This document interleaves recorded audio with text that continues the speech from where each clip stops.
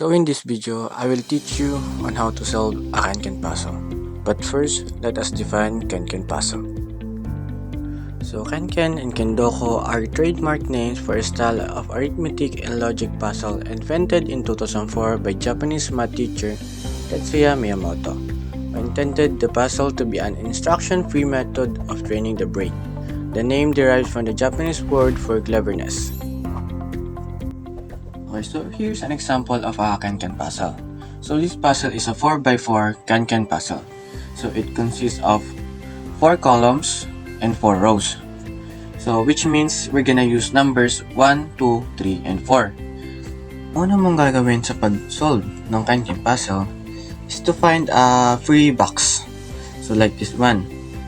So just put 3 in here. Tapos lipat tayo ditong cage na to. So we have here a 2 divide. So isip ka na number na kapag divide mo is equals to 2. So pwede siyang 4 divided by 2 or 2 divided by 1. So dahil di pa natin alam yung combination dito is set aside muna natin siya. So lipat tayo dito. So 4 plus. So yung number lang naman na kapag plus mo na 4 ang sagot is 3 plus 1. So dahil may 3 na tayo dito, di natin pwedeng ilagay yung 3 dito kasi magre-repeat siya. So, ilalagay natin dyan is yung 1. Tapos, dito yung 3. So, sunod is lipat tayo dito sa taas. So, dito is 2 minus. So, yung natitirang number na lang is 4 tsaka 2. So, pag minus naman siya, is 2 naman yung sagot. So, tip ko lang, para din yung makalimutan, is kumuha kayo ng lapis, lagay nyo siya ng maliit dito, 2, tsaka 4. Okay. So, lipat tayo dito sa 3 minus. So, yung number lang naman na pag minus mo, yung natin sagot is 4 and tsaka 1 lang. So, lagay mo ulit dito, 4 and 1. Para di mo siya makalimutan.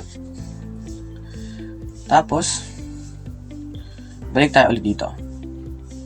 So, as you can see, na yung dalawang number na lang natitira ay 2 and 4. So, kapag dinivide nyo naman siya, is 2 naman yung sagot. Tapos, lagay nyo ulit dito. 4, 2, and 4. So, dahil may 4 na dito, so, di natin siya pwedeng ilagay dito kasi magre-repeat siya. So, ilalagay natin dyan is yung 2. So, 2, tapos dito yung 4. So, yun. Nagkaka-progress na tayo. So, dahil 2 dito, and 1 and 4 dito, sa cage na to, ang natitira na lang is yung 3. So, dito yung 3. So, which means, ito ay magiging 2. Kasi 2 times 3 is equals to 6. Okay, so, lipat tayo dito. So, ditong cage, di mo naman siya pwedeng lagyan ng 3 kasi yung sagot dito is 2. So, 4 or 2 lang naman to or 2 and 1. So, which means, dito ay magiging 3 to. Okay.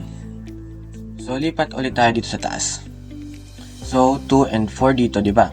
So, dahil may 2 na dito, so, magiging 4 to. 4, tapos dito yung 2. Yan.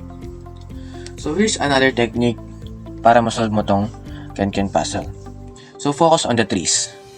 So, yung 3 is lahat ito, ay may sarili-sarili silang column at rows. So, focus naman tayo sa 2's. So, we have here a 2, 2, and 2. So, dito wala yung 2. So, which mean, dito natin ilalagay yung 2.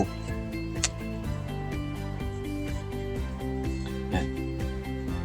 So, by process of elimination, so, dito, so, you can see 4, 3, 2. So, dito yung 1, 2, 3, 4. So, dito yung 2. Dito yung 1. And then, 1, 2, 3. So, dito yung 4. 2, 3, 4. Dito yung 1. And 1, 2, 3. Dito yung 4. So, yun. Nasolve na natin yung 4x4 Can-Can puzzle. So, ganyan lang siya kadali.